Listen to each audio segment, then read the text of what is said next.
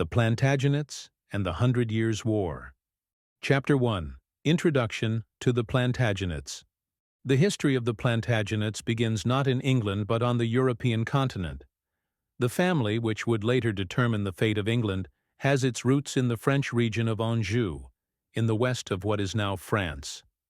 To understand the significance of the Plantagenets for English history, we must trace the origins of the dynasty and the dramatic rise of a family that went from local rulers of Anjou to the kings of England. The origin of the name Plantagenet is unclear, but it is often associated with a Plantagenista, which an early ancestor of the family used as a symbol. The first man to bear the title Plantagenet was Geoffrey V of Anjou, who lived in the 12th century and married Matilda, the daughter of King Henry I of England, in 1128. This marriage was of immense importance, as it laid the foundation for the rise of the Plantagenets. Matilda, as the heir to the English throne, brought the claim to the English crown into the marriage, and Geoffrey V secured the right to the English throne through this alliance. Geoffrey V and Matilda had a son, Henry, who would later be known as Henry II. However, Henry II's path to the English throne was anything but simple. He grew up in an environment of political chaos, where multiple noble families and European powers vied for influence. England was in a state of disarray after the death of his grandfather Henry I in 1135, which left the English throne vacant and several claimants. The most notable of these was Matilda, Henry I's daughter. However, her claims were contested by her cousin Stephen of Blois, who crowned himself king, resulting in what would become known as the Anarchy, a devastating civil war that would plague the country for decades.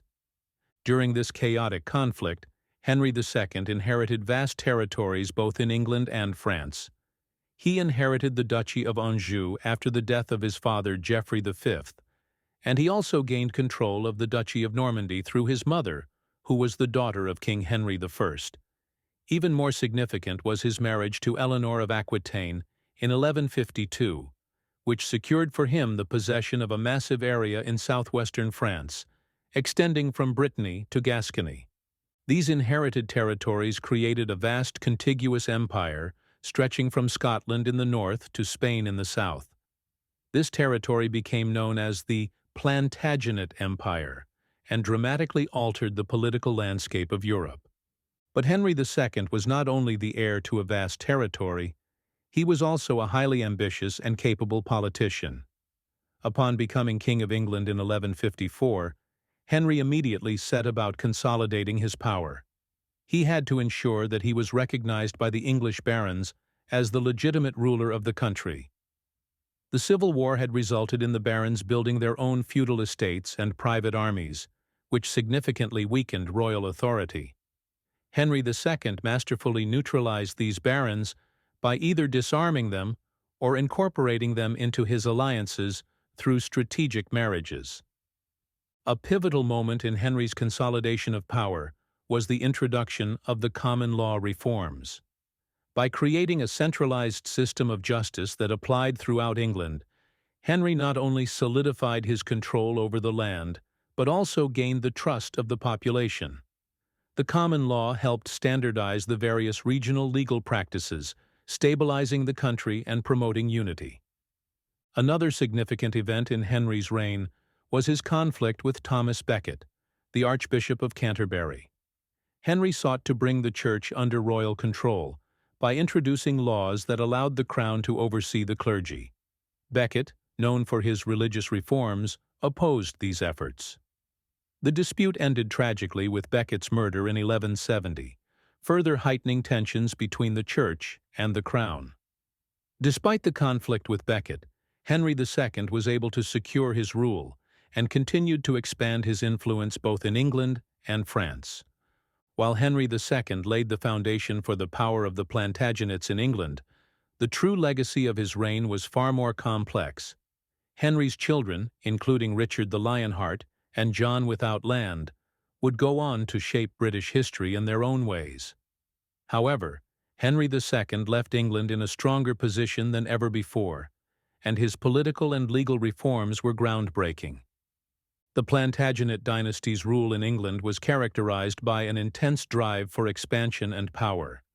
However, their success was not just due to military victories, but also their ability to secure their power across Europe through marriage and political alliances. The journey of the Plantagenets was only just beginning, and the coming 100 Years' War would present new challenges and tragedies. But in this first chapter of their dynasty, it was Henry II who set the stage for the entire history of the English monarchy. In the following chapters, we will see how the conflicts and alliances of the Plantagenets developed and how their story became intertwined with the fate of the entire European continent. Chapter 2. The Heirs to the Throne, Edward III and Philip VI. After the death of Henry II in 1189, his son Richard the Lionheart ascended the throne of England. Richard ruled with military determination, but spent much of his reign in France and the Holy Land, leaving the governance of England largely in the hands of his brother John without land. This absence, coupled with John's own failures, particularly in his attempts to reclaim lost French territories, further consolidated the power of the Plantagenet dynasty, which was now confronted with rising tensions from the French crown. John without land, known for his failed military endeavors and the loss of Normandy and other French territories, became an increasingly unpopular ruler. The loss of these territories created a direct rivalry between England and France. The political landscape, however, would soon change with the next generation of rulers.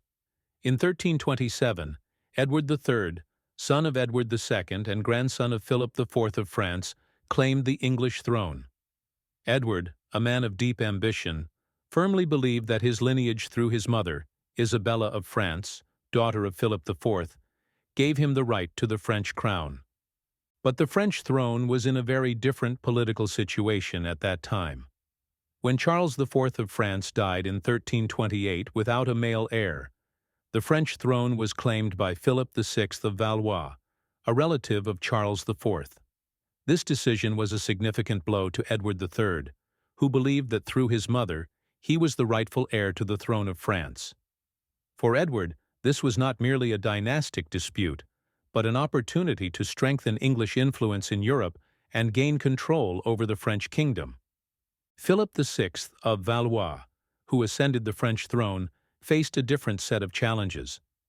While he had a legitimate claim to the throne according to the French succession laws, his rise to power was contested by several factions within France, particularly by the supporters of Edward III. The tension between the two monarchs was inevitable. Edward III, convinced that he was the rightful heir, decided to assert his claim to the throne of France, an act that would eventually lead to the outbreak of the 100 Years' War. In 1337, Edward III formally declared himself the King of France, citing his maternal inheritance as his justification.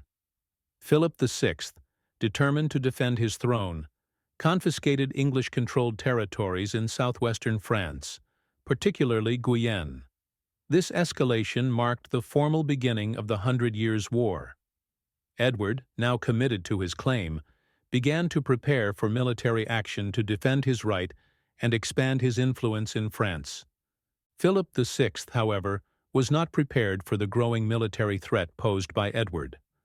Although the French army was large and well-equipped, Edward's forces were smaller but more innovative. The early phases of the conflict saw Edward's use of longbowmen, a strategy that would define English military success in the coming years. The French knights, who were accustomed to traditional cavalry tactics, found themselves at a disadvantage. At the Battle of Crecy in 1346, Edward's forces decisively defeated the French, and the English occupation of key territories in France seemed unstoppable.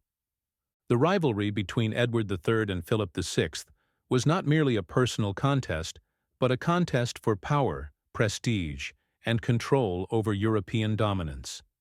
The conflict began with territorial disputes, but it quickly escalated into a larger battle over legitimacy and dynastic supremacy. As the war progressed, the French throne's hold on power became increasingly precarious, and Edward III's position as a challenger grew stronger. Despite early military victories, the war was long, and Philip VI's rule was fraught with challenges. In the years that followed, France was torn apart by internal struggles, including civil wars between factions supporting different claims to the throne. The growing divisions within France made it difficult for the French to mount an effective unified defense against England. While Edward III managed to win significant battles and extend English control over large parts of France, the war remained unresolved for decades, leading to cycles of conflict, truces, and renewed fighting. The Hundred Years' War marked a pivotal period in European history, not only due to the military confrontations, but also because it signaled a shift in the way monarchies interacted with one another. It was no longer just about territorial control, but about the very legitimacy of monarchs, which would become a recurring theme in European conflicts. The rivalry between Edward III and Philip VI set the stage for future political and dynastic struggles, influencing the course of European history for generations. Chapter 3. The First Battles, Crécy and Poitiers. The Hundred Years' War, which began in 1337 between England and France, took a decisive turn in the early years as the English, under the leadership of Edward III, won a series of early military victories. The two most famous and significant battles of these early years were the battles of Crecy, 1346, and Poitiers, 1356, which shaped the course of the war and set new standards for warfare, not only through innovative military tactics, but also through Edward III's brilliant strategy and leadership. The Battle of Crecy in 1346 was one of the first and most decisive events that demonstrated the superiority of the English army in this phase of the war. Edward III led an organized army of about 12,000 to 15,000 men, consisting of knights, heavy infantry, and, most importantly, longbowmen. The French army, commanded by King Philip VI, numbered around 35,000 to 40,000 men, including many knights and nobles. The difference in the size of the two armies, however, was not the decisive factor. Rather, it was the tactical superiority of the English that would influence the outcome of the battle. One of the most important factors contributing to England's success was the use of longbowmen. These men were not only well trained, but also able to shoot arrows with deadly precision and speed, giving them the ability to inflict heavy casualties from a distance. The longbow was a ranged weapon that allowed archers to shoot arrows with high velocity over long distances. This gave the English the ability to inflict damage on the French cavalry without engaging them directly. The longbow became a key element of the English army, and in the Battle of Crecy, it caused severe losses to the French knights. The French army attempted to capitalize on its superior numbers by relying on its knights and their heavy armor, but the quick and precise fire from the English longbowmen disrupted their traditional tactic of charging the enemy in direct frontal assaults.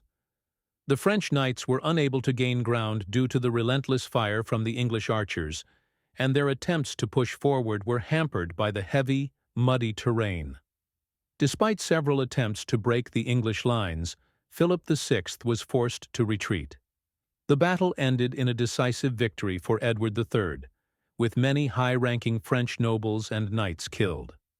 The French losses were devastating, and Philip VI's retreat marked the beginning of a prolonged period of English dominance on the battlefield.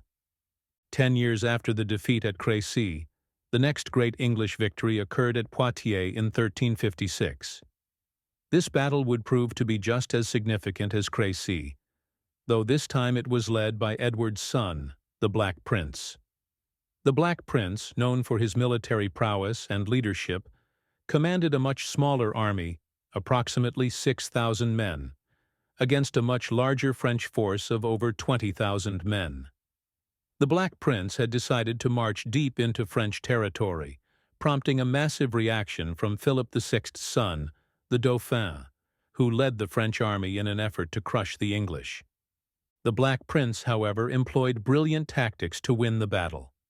He positioned his army near Poitiers and took up a defensive position. Once again, the use of longbowmen was central to his strategy. The French cavalry, which relied heavily on quick attacks and close combat, found themselves outmatched by the English archers, who continued their devastating attacks from a distance. The French cavalry, unable to break the English defensive lines, became increasingly disorganized and exhausted. The turning point in the battle came when the Black Prince lured the French into a trap, forcing them to fight on unfavorable ground. Despite their overwhelming numbers, the French could not gain the upper hand, and the English inflicted significant casualties.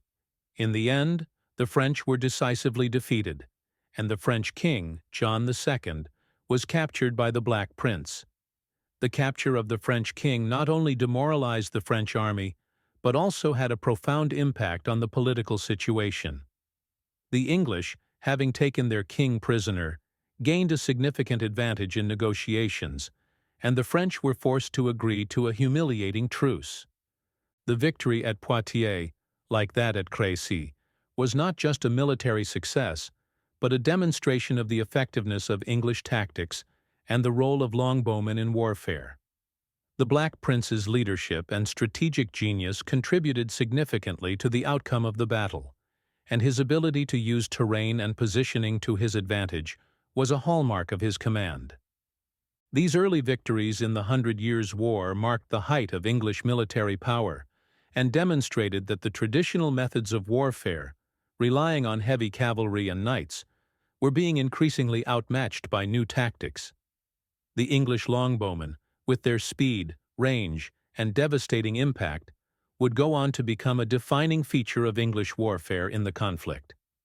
The battles of Crécy and Poitiers not only marked major turning points in the war, but also reshaped the military strategies used throughout Europe in the years to come. Chapter 4. The Black Prince and the Height of English Power.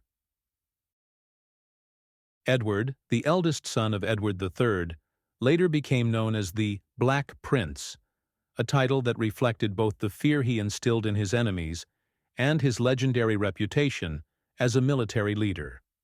The young prince played a central role in the key battles of the 100 Years' War and contributed significantly to the height of English power in the first half of the 14th century. Known for his military brilliance and his ability to lead an army through difficult and critical battles, the Black Prince shaped the course of the war and influenced the political fate of France and England.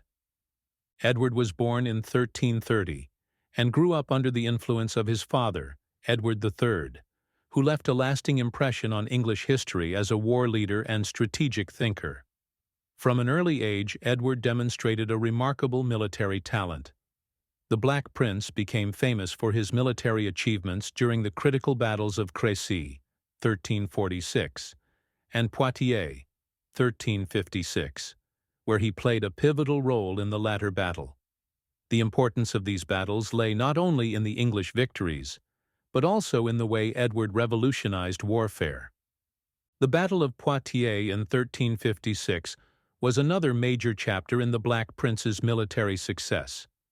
In this battle, he led a smaller army of about 6,000 men against a French force of over 20,000. The Black Prince had chosen to march deep into French territory, prompting a massive reaction from Philip VI's son, the Dauphin, who led the French army to try and crush the English. Despite the size of the French force, the Black Prince employed a highly effective defensive strategy that led to a decisive victory. What set the Black Prince apart was his military acumen. He not only commanded a highly effective force of longbowmen, which was central to England's success, but also made strategic use of terrain and the element of surprise. By setting up his army in a strong defensive position near Poitiers, he was able to lure the French army into a trap, where they were exposed to the relentless assault of English archers. The French, though numerically superior, could not overcome the tactical brilliance of the Black Prince, and the battle ended in a resounding English victory. The capture of the French king John II in this battle was a significant turning point in the war and led to a humiliating truce for France. After these victories, Edward, the Black Prince, became a symbol of English military superiority. His leadership in battles like Crécy and Poitiers solidified his reputation as one of the most skilled military commanders of the medieval period. These triumphs marked the peak of English power in the Hundred Years' War, and England seemed poised to take control of France. After the Battle of Poitiers, English forces occupied significant territories in France, including much of the south and western parts of the country. The territorial gains were immense, and the English now controlled large portions of France, including Aquitaine, Normandy, and Guyenne. Yet, despite these impressive territorial conquests, the Black Prince's influence on the war was not solely through military victories. He understood that success on the battlefield had to be complemented by strategic diplomacy. Through his efforts, Edward III and his heirs solidified their position in France, and the English monarchy gained significant leverage in peace negotiations. The ability to control such vast territories on the continent was a key aspect of England's influence in European affairs. The Black Prince, despite his military brilliance, did not live to see the full realization of the fruits of his labor. His health began to deteriorate, and he was forced to return to England in the late 1350s. The toll of the continuous warfare, coupled with his declining health, meant that he never ascended the English throne. His premature death in 1376 left his son, Richard II, to inherit the throne at a young age, leading to political instability and struggles for control that would unfold over the following decades. Despite the eventual decline of English fortunes after the Black Prince's death, his legacy remained. He had secured English military dominance in the early stages of the Hundred Years' War and established the importance of new military tactics. The use of longbowmen, the centrality of cavalry, and the strategic importance of terrain all became defining elements of English warfare. The Black Prince's influence was not only military, it helped shape the course of English history, contributing to the nation's growing sense of national identity and its future role in European politics. Though the English grip on France weakened in the following years, the Black Prince's contributions to the early successes of the English in the Hundred Years' War cemented his place in history as one of the most important figures of the period. His campaigns marked the peak of English power in France, and the legacy of his victories influenced the conduct of warfare for generations to come. Chapter 5. The Civil Wars within France. The Hundred Years' War, which initially began as a direct military conflict between England and France, gradually transformed into a complex and multi-layered struggle, not only between these two nations, but also within France itself. During the war, France faced not only the external threat of the English, but also internal strife that tore the kingdom apart. The civil conflict between the Armagnacs and the Burgundians became one of the most significant elements of this period, further weakening France's ability to effectively defend itself against English invasions. The roots of the conflict lay in the dynastic struggles and political divisions within France. After the capture of King John II, John the Good, in the Battle of Poitiers in 1356, the French throne was left without a strong monarch, as his son Charles V was still a minor.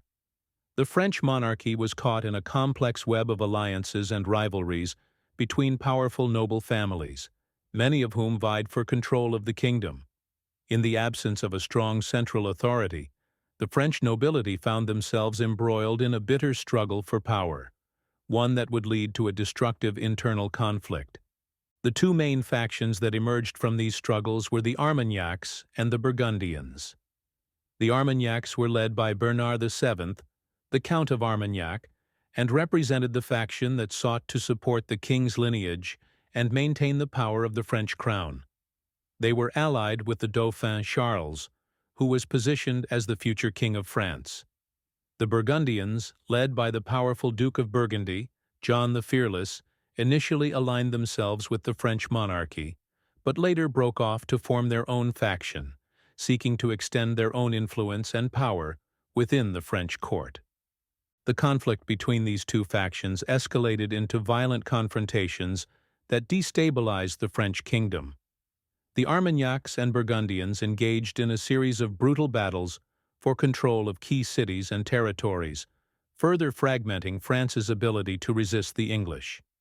This internal division played into the hands of the English, who, under King Henry V, seized the opportunity to press their advantage and expand their control over French territories.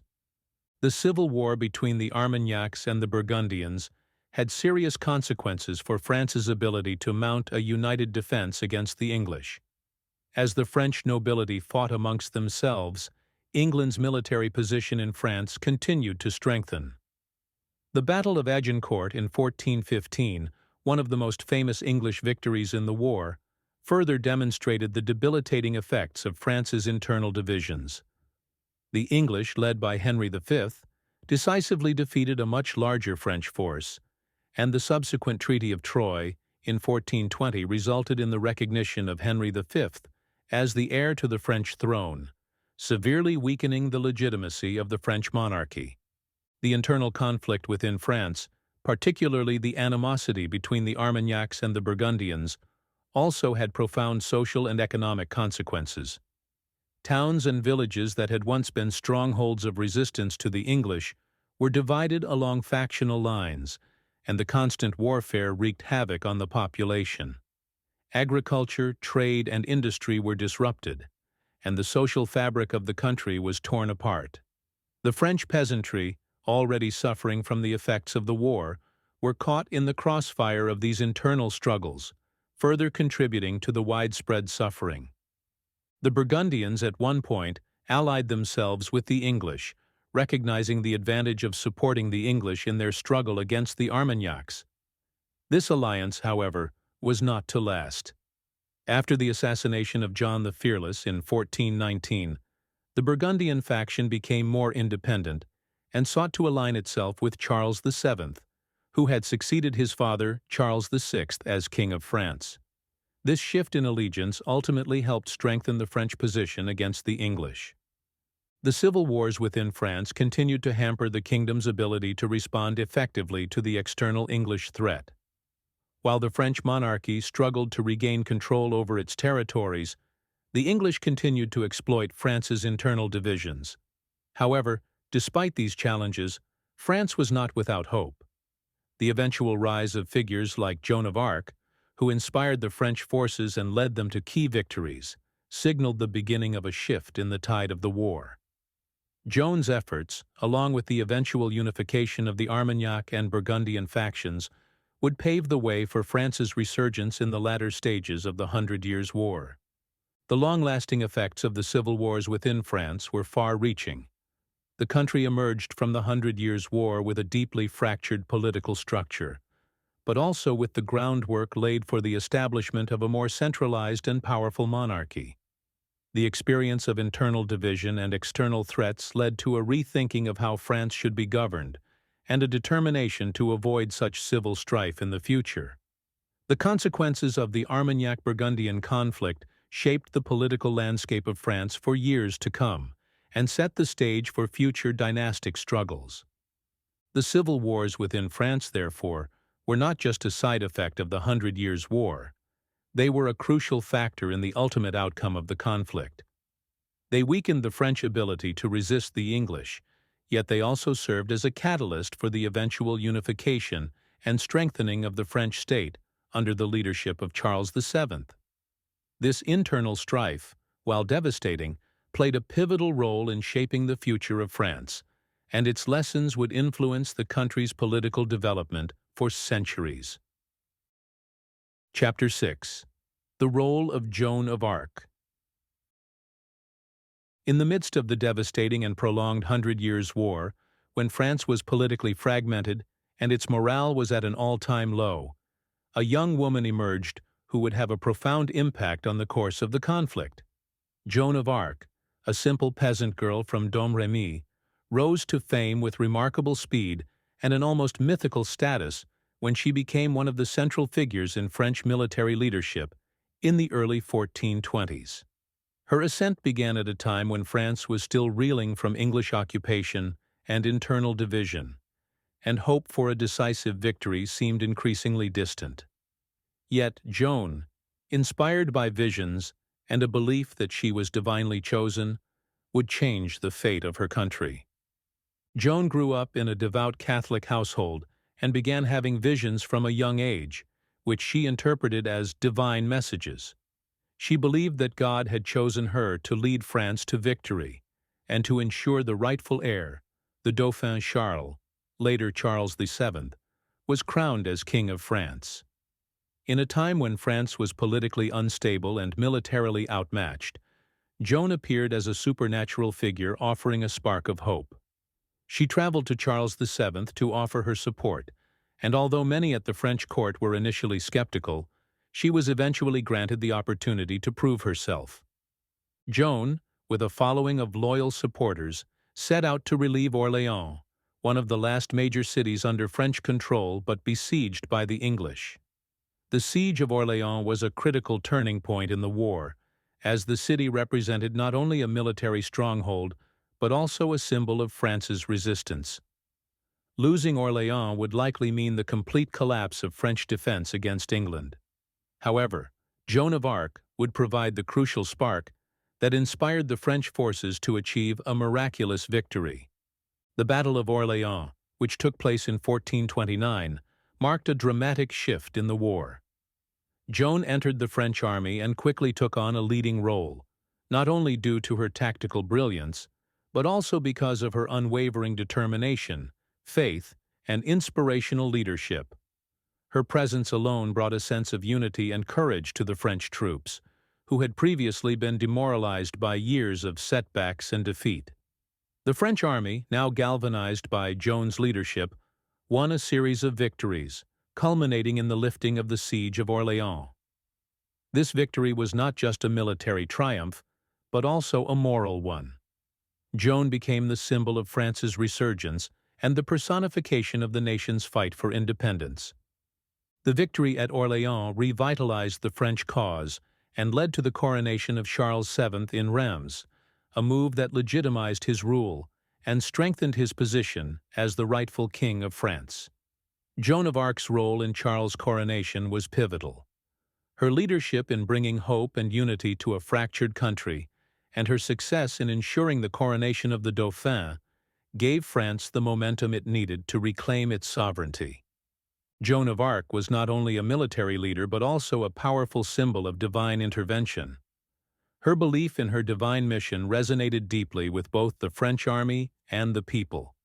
Her faith, courage, and unshakable determination made her a figure of immense influence, and her leadership proved that a strong sense of national identity could emerge in the face of overwhelming odds. She became more than just a commander. She embodied the will of the French people to resist foreign domination and defend their land. However, despite her success on the battlefield, Joan's fate would take a tragic turn.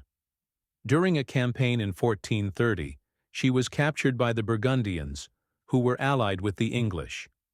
Joan was handed over to the English, who saw her not only as a military threat, but as a symbol of resistance to their rule. The English, recognizing her immense influence, decided to put her on trial. Accused of heresy, witchcraft, and cross-dressing, Joan was found guilty and, in 1431, was burned at the stake. Her execution was a brutal end to a remarkable life, and though her death marked a dark chapter, it did not extinguish the flame of French resistance. Joan of Arc's death, however, became a rallying cry for the French.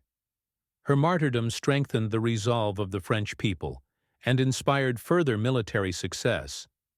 The war, though far from over, began to shift in favor of the French, who, under the leadership of Charles VII and the reorganization of the French army, continued to expel the English from their territories. Joan's legacy lived on long after her death, and she became a symbol of French national pride and resistance. Joan of Arc's role in the Hundred Years' War was pivotal in turning the tide of the conflict. Her influence went beyond military strategy. She became the embodiment of French unity and hope. Her leadership and sacrifice were not only significant in the context of the war, but also in shaping the future of France.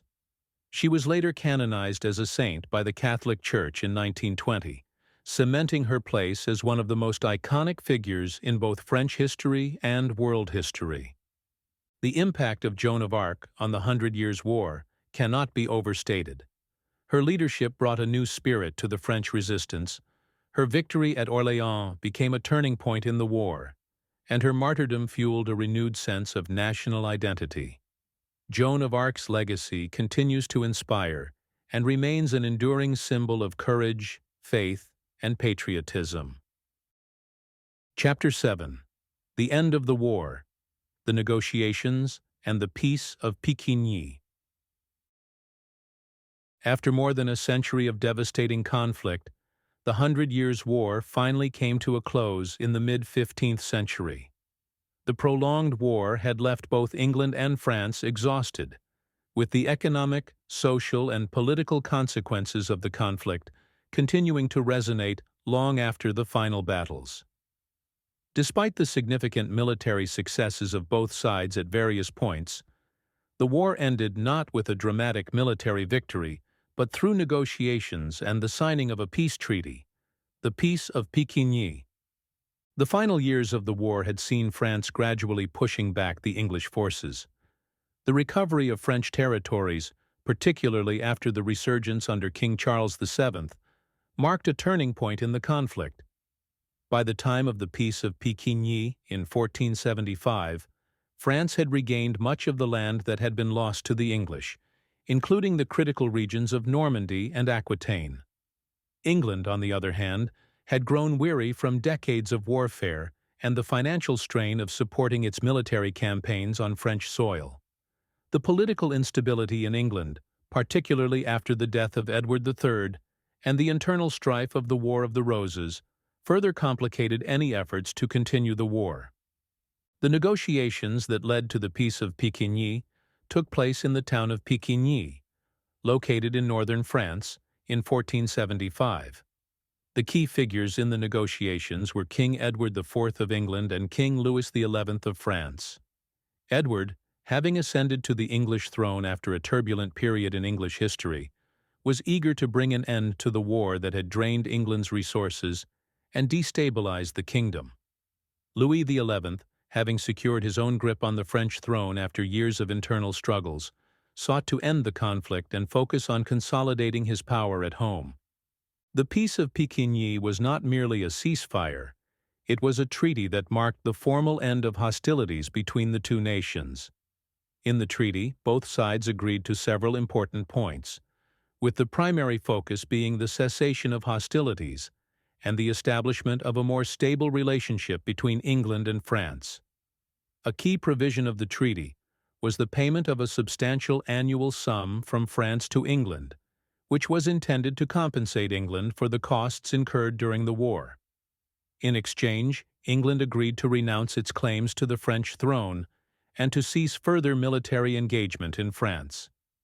This provision marked a significant shift in the political landscape of the conflict, as it effectively ended England's aspirations of French conquest.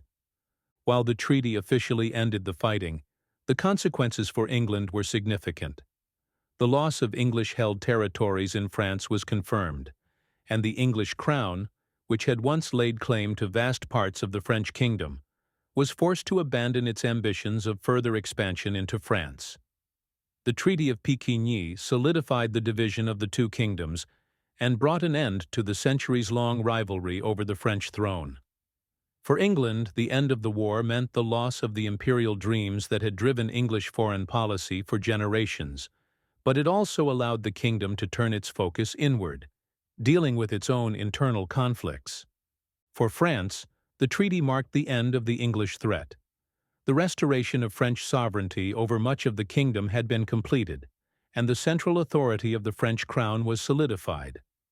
Louis XI, through his successful diplomacy, not only secured peace with England but also used the opportunity to strengthen his control over the French nobility and further centralize his power. France, though still dealing with the economic and social consequences of the war, was now in a position to focus on rebuilding its strength and expanding its influence in Europe. The Peace of Plantagenets was significant in the broader context of European politics. The end of the Hundred Years' War marked the end of an era of continuous conflict between England and France, and both nations began to adjust to a new political reality. For England, the treaty forced a shift away from expansionist ambitions, while for France, it provided the opportunity to consolidate and strengthen the monarchy. In the long run, this shift would influence the subsequent political and military developments in both countries, leading to a new focus on internal stability, and, for England, the eventual rise of the Tudor monarchy. While the peace established by the treaty was relatively short-lived, the Peace of Plantagenets effectively ended one of the longest and most destructive conflicts in European history. The negotiations set the stage for a new era in Anglo-French relations and contributed to the shaping of the modern political landscape in both countries. Chapter 8. The Consequences of the Hundred Years' War for England and France. The Hundred Years' War left deep and lasting scars on both England and France, reshaping the political and social landscapes of both nations. Although the war officially ended in 1453, its consequences were felt for generations, influencing the course of European history. The war not only altered the balance of power between the two countries, but also set the stage for future conflicts, political changes, and the evolution of national identities in both England and France. For France, the war was, in the end, a victory, but it was a costly one. France emerged from the war with a unified territory, having successfully pushed the English out of most of the country. However, the recovery was slow and painful.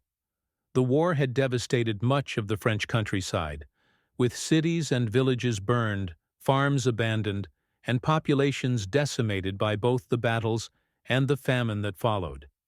The economy was left in ruins, and the social fabric of the country was severely strained.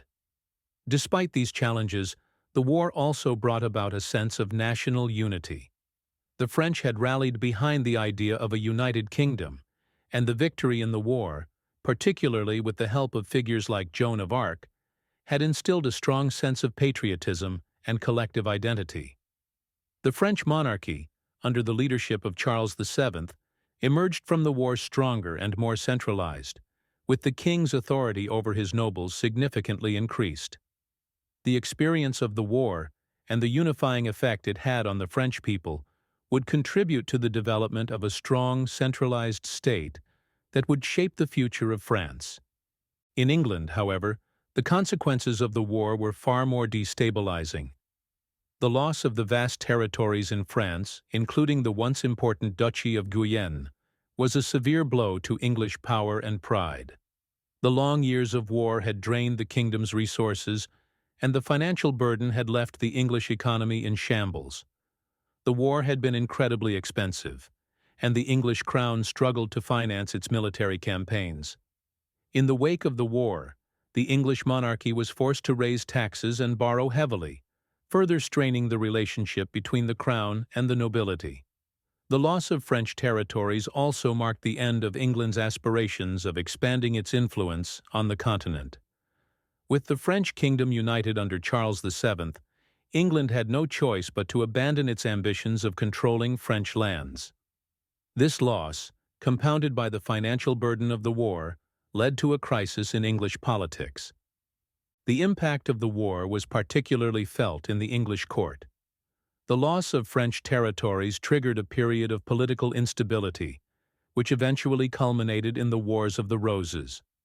The dynastic struggle between the House of Lancaster, descended from John of Gaunt, the son of Edward III, and the House of York, descended from Edward III's second son, became the defining conflict of English politics for much of the late 15th century. The political fractures created by the war, the failure of the English monarchy to hold on to its French possessions, the rising power of the nobility, and the growing discontent among the common people created the conditions for the outbreak of civil war. The English monarchy's weakened authority after the Hundred Years' War led to decades of infighting and bloodshed that would ultimately result in the establishment of the Tudor dynasty.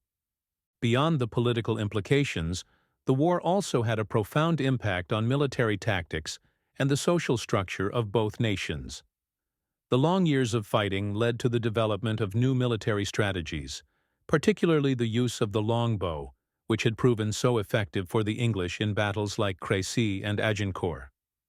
The war marked the decline of the feudal system, as the need for large, standing armies and professional soldiers grew. In England, the war contributed to the rise of a more centralized military system, while in France, it helped to solidify the role of the monarch as the ultimate authority in matters of national defense. The war also contributed to the growth of national identities in both countries. The French, through their eventual triumph and unity, began to see themselves as a cohesive nation, while the English were forced to redefine their role on the European stage after the loss of their French territories. The Hundred Years' War also had long-lasting effects on the social structure of both countries. In France, the war had decimated the population, and the economic hardships that followed the war led to widespread poverty and discontent. The nobility, who had borne much of the burden of the war, began to lose some of their influence as the French monarchy grew stronger and more centralized. The French peasants, who had borne the brunt of the war's destruction, were left to rebuild their lives amidst a fragile economy. In England, the social fabric had also been torn apart by the war. The nobility, weakened by the loss of France, faced challenges from a growing merchant class and rising tensions between the crown and the people. The financial strain of the war led to widespread unrest, culminating in peasant revolts like the Peasants' Revolt of 1381. Despite the immediate political instability and economic hardship, the Hundred Years' War also set the stage for the early modern period. In both England and France, the war prompted important changes in the way the two nations were governed and shaped the future of their respective monarchies. In France, the war strengthened the monarchy and led to a more centralized state. In England, the war's end marked the beginning of a new political era, one that would eventually lead to the rise of the Tudor monarchy and the eventual emergence of England as a major world power. The consequences of the Hundred Years' War were felt for centuries after its conclusion. The war fundamentally altered the relationship between England and France, forever changing the political, social, and military dynamics of both nations. The struggles that emerged during the war, political instability, dynastic conflict, and the evolution of national identity, shaped the future of Europe and set the stage for the conflicts and transformations that would follow. Chapter 9. The Legacy of the War. The Hundred Years' War had profound and lasting consequences, not only for England and France, but for the entire European continent. The conflict marked a turning point in the political, social, and military landscape of the late medieval period, and its impact would be felt long after the war officially ended in 1453. The war reshaped the nature of monarchy, the military and national identities, laying the foundation for the early modern period and influencing future conflicts in Europe. For England, the legacy of the Hundred Years' War was marked by the loss of French territories and the devastating economic impact of the prolonged conflict. The defeat and the loss of Guyenne, Normandy, and other French regions represented the end of England's ambitions to dominate France. The war had been a drain on England's resources, and the Crown's financial burden became a significant factor in the political and social unrest that followed. The military setbacks and territorial losses would later fuel internal strife in England, culminating in the Wars of the Roses, a series of civil wars that would tear the country apart for decades. The English monarchy's defeat also contributed to a shift in political dynamics within England. The loss of France ended England's role as a major European power, and the defeat led to a redefinition of English identity. While England had once been focused on expansionism and the imperial aspirations of the Plantagenets, the aftermath of the war forced the monarchy to turn inward. This shift helped lead to the rise of the Tudor dynasty, which would bring stability to England after the tumult of the Wars of the Roses. The war also marked the beginning of the decline of feudalism in England, as the need for professional armies and a more centralized military structure grew. This change would influence the future of warfare and the role of the English nobility. In France, the legacy of the Hundred Years' War was vastly different. The French emerged victorious, having successfully expelled the English and regained control of nearly all their lost territories. The war had unified France under a strong central monarchy, with the French king's authority significantly strengthened. Charles VII, whose leadership and military reforms contributed to the French victory, emerged from the war as a powerful monarch who consolidated power and laid the foundation for the future growth of the French state. The war marked the end of the English threat to France, allowing the French monarchy to focus on internal consolidation and the establishment of a more centralized and modern state. The war also had a profound impact on French national identity. Throughout the conflict, the French people rallied around the idea of a united kingdom and a legitimate monarch. Figures like Joan of Arc, whose martyrdom became a rallying point for the French, symbolized the unity and resilience of the French nation.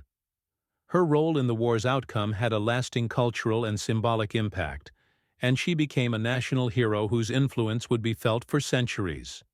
The victory over England fostered a sense of national pride and patriotism, helping to create a more cohesive and unified French identity that would serve as the basis for the nation's development in the following centuries. The military legacy of the Hundred Years' War also had a lasting impact. The conflict saw the decline of feudal armies and the rise of professional soldiers, a change that would revolutionize warfare in Europe. The English in particular demonstrated the effectiveness of longbowmen in battle, a tactic that would be employed in future European conflicts. The war also saw the rise of standing armies, which would become the norm in European warfare. The use of gunpowder weapons, particularly cannons, began to play an increasingly important role on the battlefield, foreshadowing the technological changes that would characterize future wars. The war also set the stage for the political and military developments that would follow in Europe. The weakening of the traditional feudal system and the rise of centralized monarchies in both France and England paved the way for the development of the modern nation-state. The power struggles and territorial disputes of the Hundred Years' War laid the groundwork for future conflicts in Europe, such as the Italian Wars and the 30 Years' War. The war also marked a shift in the way wars were fought, with greater emphasis on professional armies and new technologies.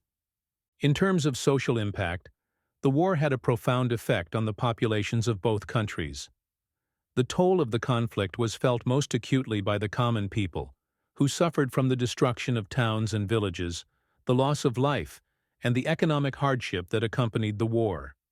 In France, the devastation of the countryside, combined with the social upheaval caused by the war, had lasting effects on the peasantry, whose conditions worsened as the nobility and the monarchy struggled to recover.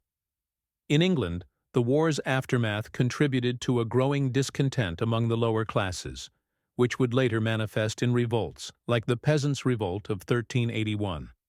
Despite these hardships, the war also spurred significant cultural and technological advancements. The demand for new military strategies and weapons led to innovations in both fields.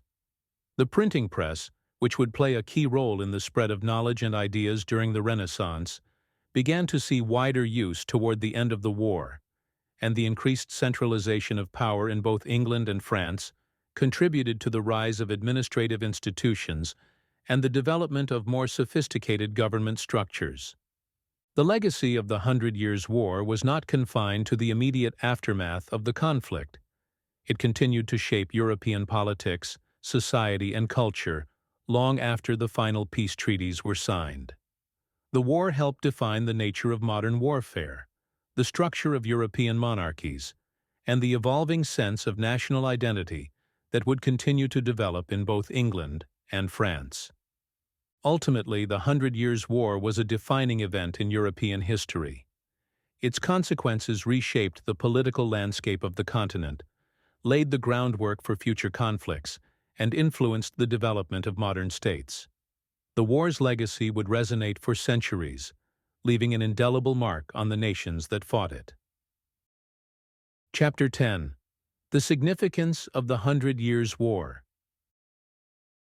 The Hundred Years' War was one of the most significant conflicts in European history, shaping the political, social, and military landscape of both England and France.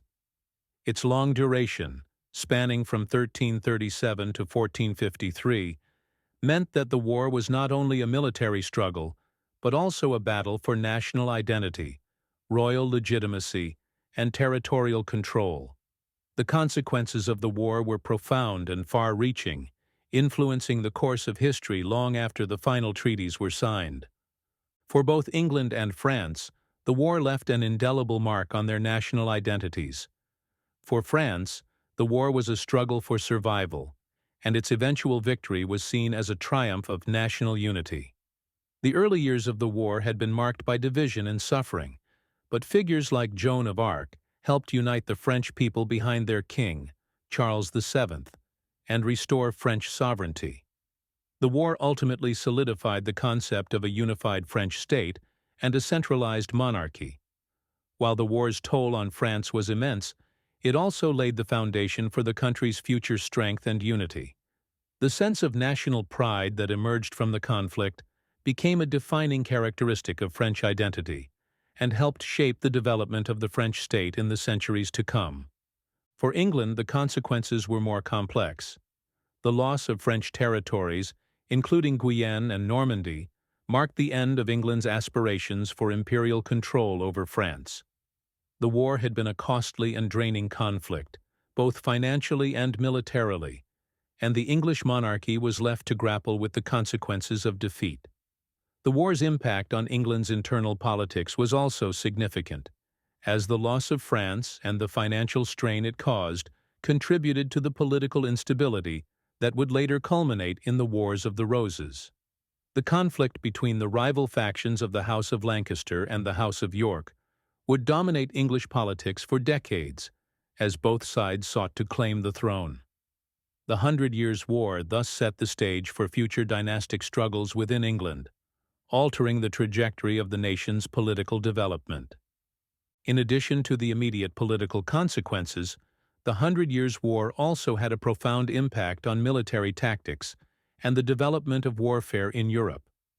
The war saw the decline of the traditional feudal army and the rise of professional soldiers, particularly longbowmen, whose tactical superiority was demonstrated in key battles such as Crécy and Agincourt. The use of longbows and other new technologies marked a shift in how battles were fought and contributed to the changing nature of warfare in the late medieval period. The war also led to the increasing importance of standing armies, which would become a feature of military campaigns in the centuries that followed.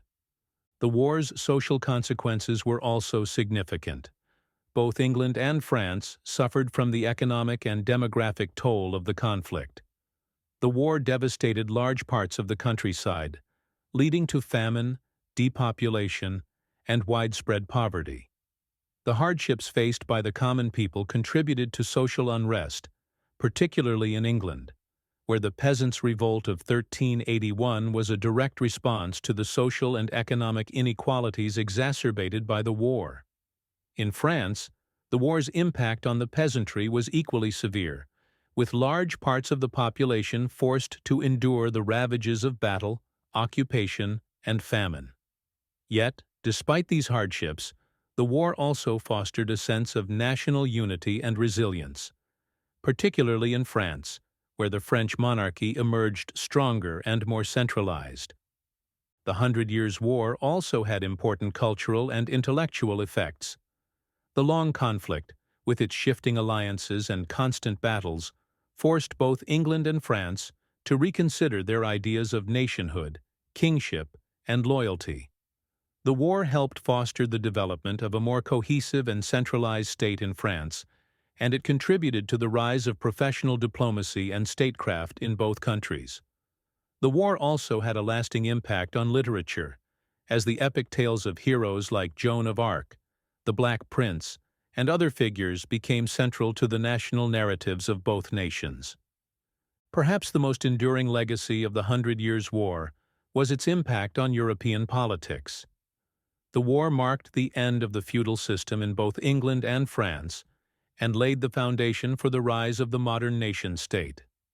The centralized monarchies that emerged from the conflict were better able to control their territories and project power, both domestically and abroad. The war's end signaled a shift in the balance of power in Europe, with France emerging as the dominant power on the continent and England turning its attention inward to address internal struggles. This reorganization of political power would shape the course of European history for centuries. In conclusion, the Hundred Years' War was a defining event in the history of Europe. Its consequences were felt in both England and France, where the war transformed the political, social, and military structures of both nations. The war reshaped national identities, altered the course of political development, and left a legacy that would influence future conflicts and the evolution of Europe's monarchies. The Hundred Years' War was not just a military struggle, but a battle that defined the future of two nations and helped shape the modern European world.